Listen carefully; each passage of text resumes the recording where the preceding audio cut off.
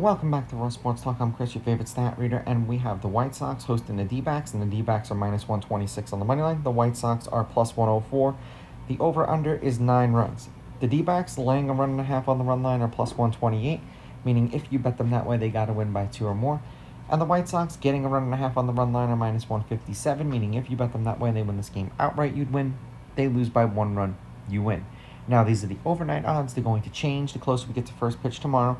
Neither of these pitchers pitched against the opposing team last season or this season. Head-to-head, the D-backs are 8-2 in their last 10 meetings against the White Sox.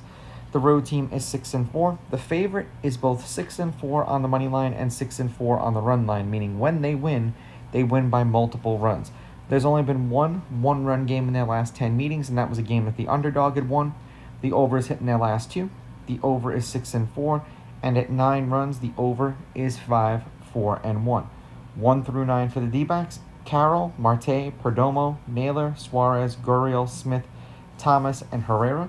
1 through 9 for the White Sox: Meatroth, Slater, Vargas, Carroll, Robert Benintendi, Sosa, Taylor, and Capra. It is supposed to be 95 degrees, 22-mile-an-hour winds from the right to the left, and a 1% chance of rain. So the wind for tomorrow's game is something that you're going to have to keep an eye on, because if it shifts and it blows in, the game goes under. If it shifts and it blows out, the game goes over. Just, I want to say gravity, mathematics, whatever suits your preference there. However, it makes the most sense. You're just going to have to pay attention to the wind for this game.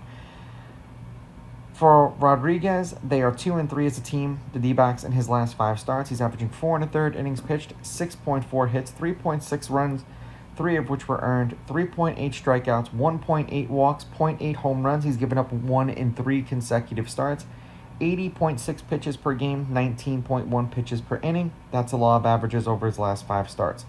The White Sox are 3-2 in Smith's last 5 starts. He's averaging 4 2/3 innings pitched, 4 hits, 2.6 runs, 2.4 of which were earned, 4.6 strikeouts, 2.8 walks, 0.4 home runs, 86.8 pitches per game, 18.3 pitches per inning.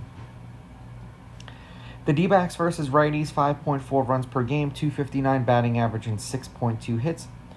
The White Sox versus lefties: 4.1 runs per game, 232 batting average, and 2.5 hits per game.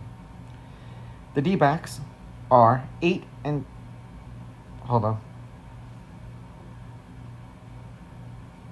D-backs are 6-4 in their last 10 games. The over is 6-4 in their last 10, and they're 3-1 in their last 4.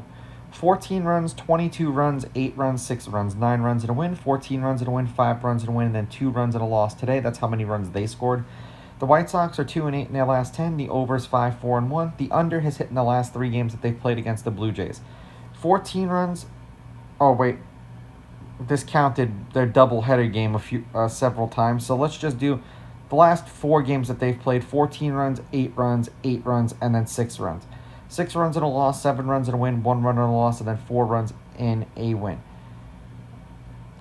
The White Sox are like a tricky team. The D-backs are another one of them. The D-backs have dominated the White Sox. So I'm going to take the D-backs on the money line. I will take the D-backs laying the runs. If the wind stays the way that it is, I'm going to lean under. If it shifts out, I'd go over. And obviously, in, you go under. These are just my picks. If you disagree, please go with your gut. And please bet responsibly.